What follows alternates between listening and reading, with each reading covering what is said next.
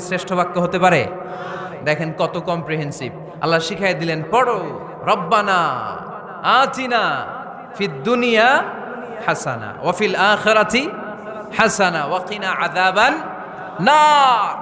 আল্লাহ, তুমি এই দুনিয়ার সব কল্যাণ আমারে দাও, আখিরাতের সব কল্যাণ আমারে দাও, আগুনের শাস্তি থেকে আমারে বাঁচিয়ে দাও।